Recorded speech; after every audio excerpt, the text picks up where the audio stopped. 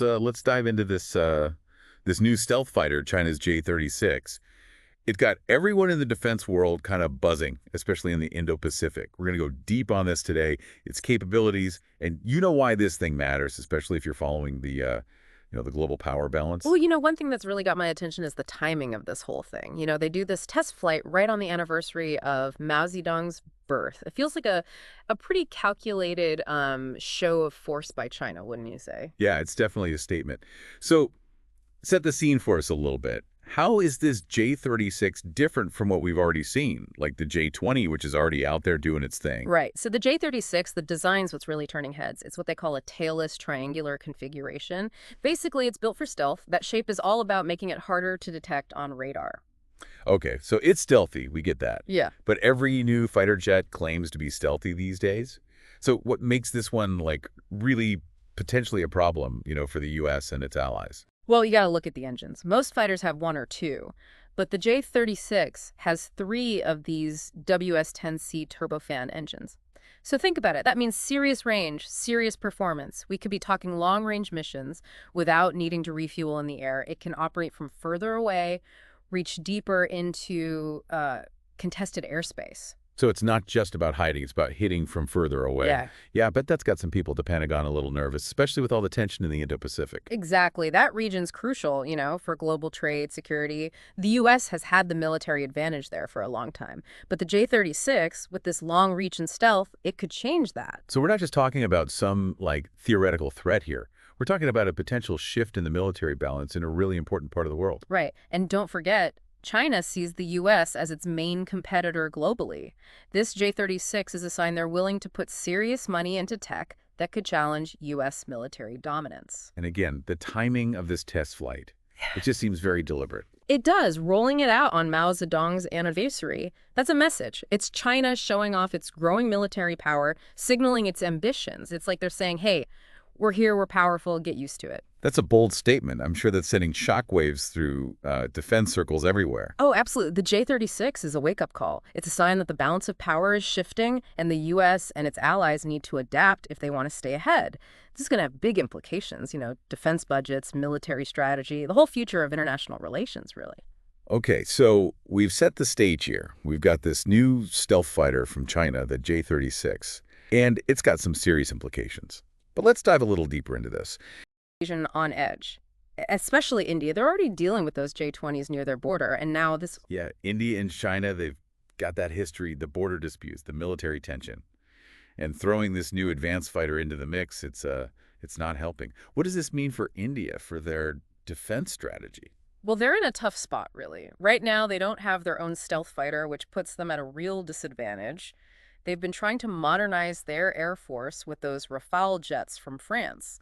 But those aren't stealth, so they're playing catch-up. They're investing in their own stealth fighter program, but it's still early stages. So it's a race against time for them. But it can't just be about fighter jets, right? Yeah. What other moves could we see from India in response? Well, they'll probably want to boost their air defenses for sure. Investing in better radar systems, more surface-to-air missiles, things that can actually detect and take down stealth aircraft. And you might see them strengthening those military partnerships with countries like the U.S., Japan, Australia, looking for ways to push back against China's influence in the region. It's like a high-stakes chess match. Every move has these huge consequences. But let's zoom out for a second. The J-36 Sturge, it's just one piece of a much bigger puzzle. What does it tell us about China's overall strategy, their ambitions? I think it paints a pretty clear picture. They want to be a top military power, able to project force way beyond their borders. Look at their investments in these cutting-edge technologies. Hypersonic missiles, artificial intelligence, cyber warfare. It's all about challenging the way things are and tipping the balance of power in their favor. Oh, and it's not just about the military hardware either.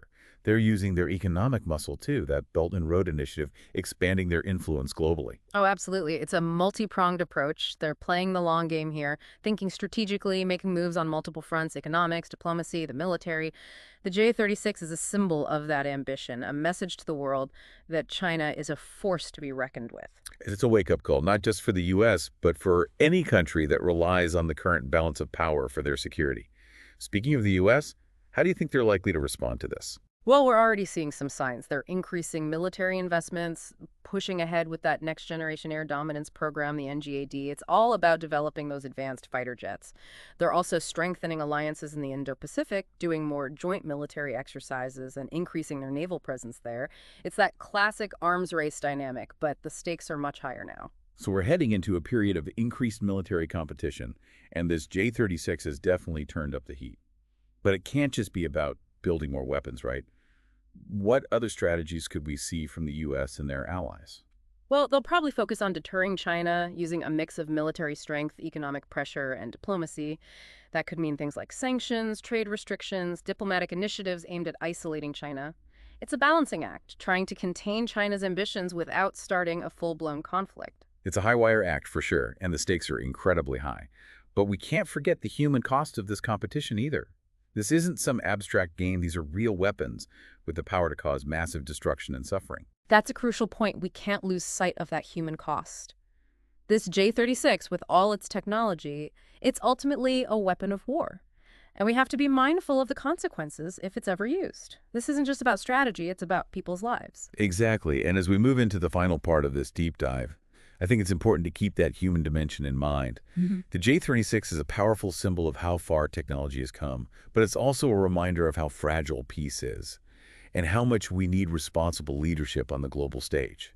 We've talked about, the J-36, how it shifts the military balance and all that.